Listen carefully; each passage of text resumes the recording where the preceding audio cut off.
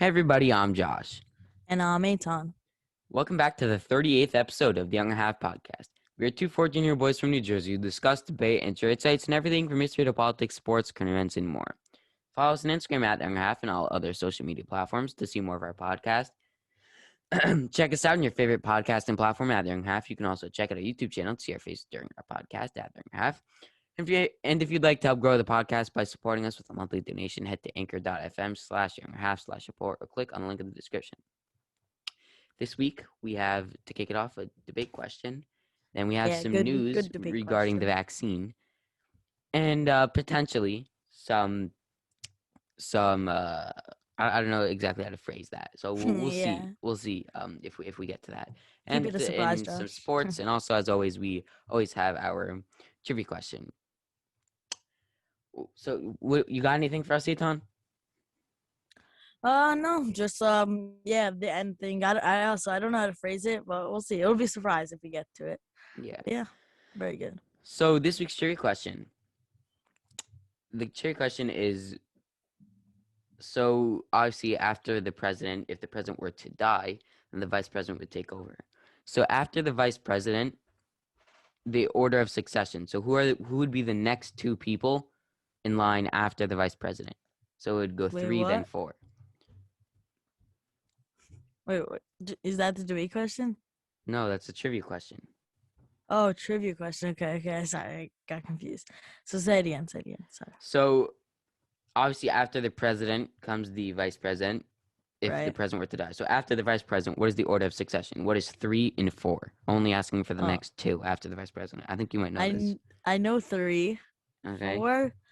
I Four think is like 4 a would be a weird thing. guess. 4 isn't Yeah. even like a technical you know. I mean, what are the odds? Unless some like big event gets bombed and they have a designated survivor, but like Yeah, how I many don't 4 down the line? I probably like very slim. I don't think it definitely hasn't ever Definitely happened. not. Yeah, Yeah. 3 has never taken over. 2 has, Oh, obviously. really? 3 is never. I don't think so. No. All right. 2 Okay. certainly So, has. There's been, as vice president, obviously, oh, there's been obviously, assassinations. yeah. Obviously, that's a good So question though. We'll see at the end. yeah. So this week's debate question is: do video games deserve the bad reputation that they get? What do you think? I mean, like, it's not that they just get this reputation because like moms like are like anti or not mom, parents or grown ups. People like they don't just like make up the things. They see like games like Call of Duty or whatever, and they see like they just see their kids playing and they think they're violent, and then like they do assume that most video games are violent from that. Whether that's right is obviously like that's the question. Do they like deserve it?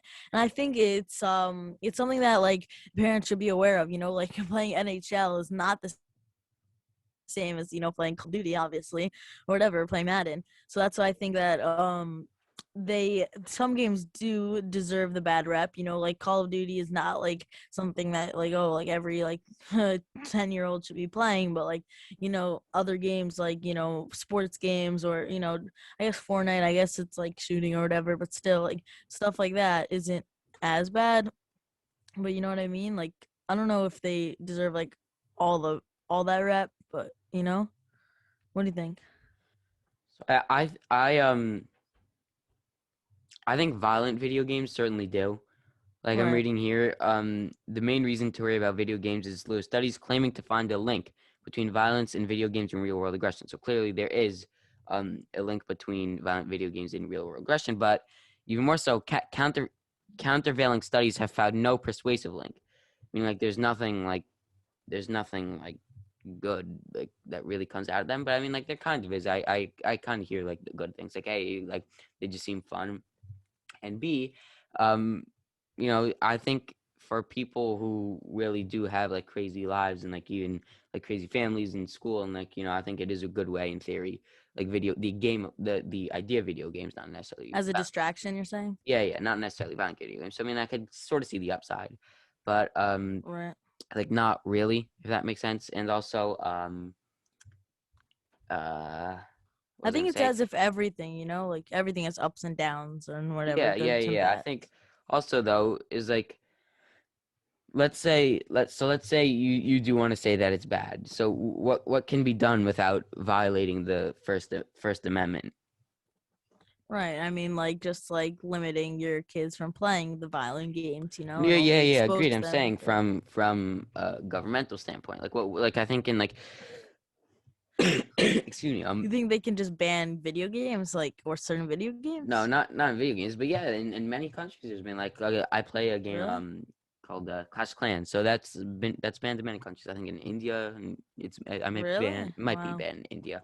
I don't know, but like Instagram, I'm pretty sure that's banned in China, North Korea. I think Really? yeah, certainly North I mean, Korea. North Korea. That's not a shocker, but yeah. Yeah, I mean you know, it's like I think they do, but I certainly do not think about um regular video games. I think regular video games are like a great way to interact with friends. Like right now, after we do this, I'm playing Madden with like a bunch of friends. Like there's like a game mode where you could like have you could Yeah, go up to yeah. 32 friends, like that you could do it with that. It's football, so what's better about that? Like, you know what I mean? I think that's a great thing. You connecting with people without having with from the comfort of your home from the other side of the world even.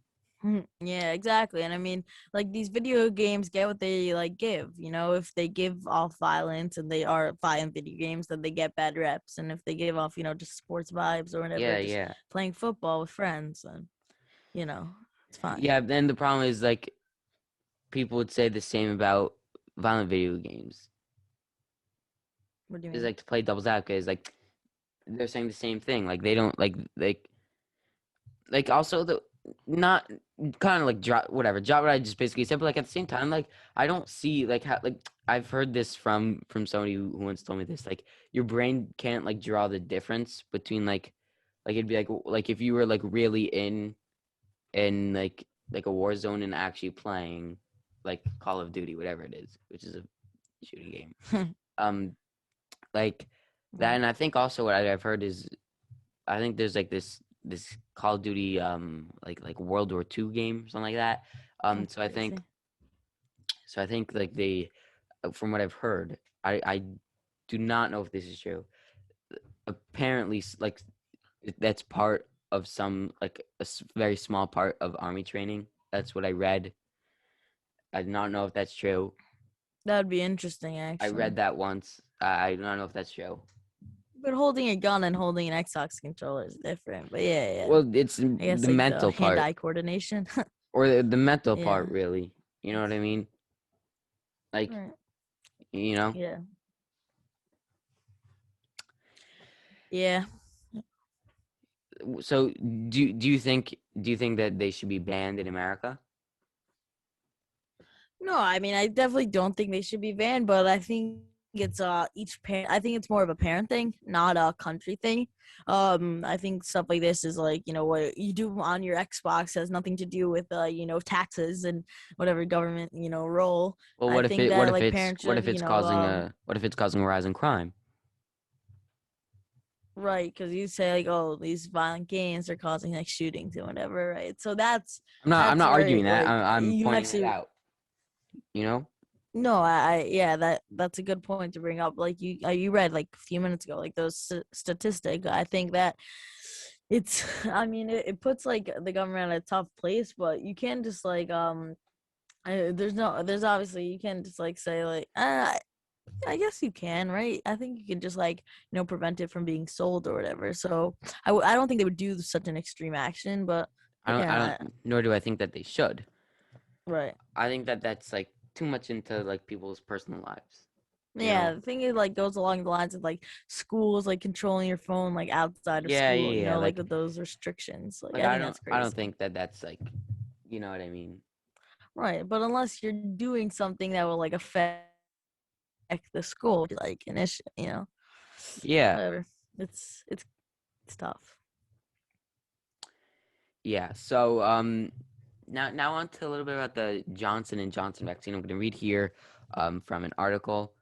Um, yeah, from the Washington Post. The Centers for Disease Control and Prevention is recommending the nation's third coronavirus vaccine for people 18 and older, paving the way for the easier-to-use one-shot Johnson & Johnson vaccine to be administered starting this week. The action follows a unanimous vote Sunday by the CDC's Vaccine Advisory Panel, which strongly endorsed the vaccine's effectiveness in completely protecting against hospitalization and death. The vaccine is the first one authorized in the United States that doesn't need to be kept frozen or administered twice. The clearance of a third vaccine comes at a critical inflection point in the pandemic. After weeks of steadily declining new cases in the United States, the downward trend has stalled, which is pretty interesting. I did not know, obviously the cases were going down by a lot, and now that is kind of that's like stopped a little bit. So, what do you think about all this? I think that it's interesting because also we heard before that Johnson & Johnson was less effective, but I think that the one shot is good because a lot of people, at least this is what I heard, I don't have a statistic in front of me, so I can't obviously confirm this, but people apparently are just getting the first one, and then I don't know if you've heard, but people who've gotten the second one were sick for a few days after. So those people maybe some people are actually not getting the second one, or even afraid to get the second one. That's why I think it's good to have a shot that's one dose, because you're just done, prick, and you're done, you don't even have to worry about Not it. just that, but it makes everything go significantly faster.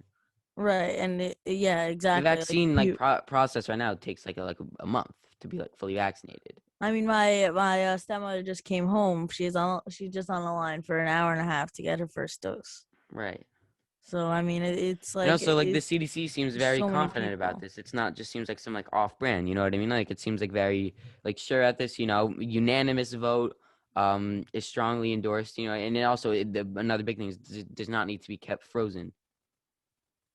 Oh wow! So that just it helps everything all together, Exactly. Yeah. because yeah. So it makes sense that they're recommending it, because it's just Yeah. all Yeah. along. They're also recommending double masks and stuff. So not everyone's listening, but I just think it's good that they're giving another option or whatever, Yeah. I Yeah. wonder why they do you have any idea why they didn't just already switch it? Do you know if states are moving forward using What do you Johnson mean? only? Like in the article, to say anything about New York saying we're gonna only use Johnson and Johnson, we're not gonna use Pfizer anymore, we're gonna mostly use this. Like Oh no, I don't know anything about what would determine which vaccine you were to use. No, I'm saying because of this statement or by the CDC, are states now giving Johnson, more than they are giving Pfizer or whatever. Oh, I do not know. That's what I'm saying. I don't know the percentage of distribution. Yeah, I just think that I don't know. I think it's great. It'll be It's interesting, another big step. It's another big step that you won't need to wait. You won't need to everything like that. So Yeah, it's true. It's just another right step forward in the yeah, vaccine exactly. distribution. And also one day The ending ending of this. this. Um, so Tom, why don't you Yeah. take away our next topic, it's a big one. So why don't you take it away? Yeah. As you said in the beginning of the episode, I don't know how to really phrase this, but I'll just kind of read it and then we can discuss it after. So Minneapolis police will pretty much not police, Minneapolis, the town, I guess it's going around taxpayers. I don't know where they're pulling the money from, but they're gonna pay social media influencers. I don't know exactly the names that they chose or whatever to post pro BLM, Black Lives Matter stuff, and to, I guess this is to raise awareness for blacks and Hispanics in Minneapolis. So I'll just read an excerpt from the article by Fox News. It pretty much said the social media influencers whose contracts have yet to be finalized will pay $2,000 each to share a city generated and improved messages targeting Black and Native American and a bunch of other communities, and the effort is meant to dispel misinformation and avoid an unrest sparked by Floyd's death last year, including violence and looting. So these they're paying these social media influencers to like shift their accounts or run a few city really accounts that are really gonna, I guess they think are gonna prevent the looting and whatever. They're gonna be paid like, I don't know yet, but like around $2,000 each. What do you think about this, Josh? I don't know. I don't really What know are what your to think. first Like, it's reactions? crazy. Like, on the one hand, like, that sounds so crazy, but on the other hand, it just sounds like they're just sponsoring them. You know what I mean? Yeah, I mean, it could be a smart thing that they're like helping raise awareness, and they're really trying to tackle the issue. If you look at it like that. Yeah, I don't know how I feel about that. Like, paying for, I mean, I don't know. It like feels weird, but at the same time, like, you see that all the time. Like, you see a campaign, like, you see, Right. like, you know what I mean? But I feel like it's coming from the city, so it's a little weird, like Right, not right, just right. like coming That's, I from guess, right, Amazon right. to That's pay like the for wild card. a Like, it's like sponsorship. the city is going out, but Right. like at the same time, like, I don't know. It's like I could see both sides, if that makes sense. Yeah, same. I mean, I just think that like it's not like Amazon like sponsoring saying like, like we're like committed to, helping our employees. It's like the town, like, it's like the actual city. Right, right. That's So what I'm that's saying. why it's like that's a Like, wild it's card. like a weird little thing. Um, Yeah. what was I gonna say? I do not remember, but like it's like it feels weird with like the city.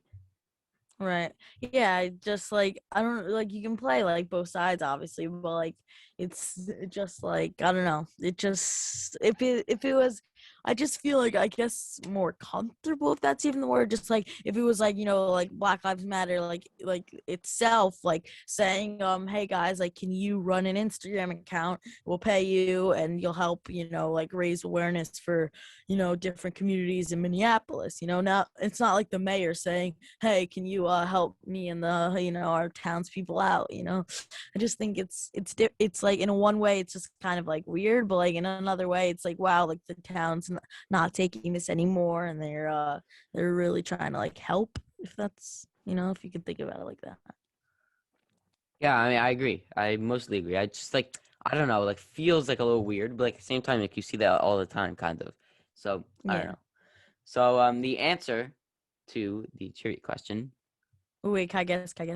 yeah, yeah, So I think the third one is the House Speaker, go to Speaker of the House. and then the fourth one, I guess Take a few I'll guesses. guess. Yes. So fourth one, I think could be like maybe like a Senate like majority leader or something. Close. Or like You are close, close, close. yeah. Um maybe like one of the like is it like I don't know.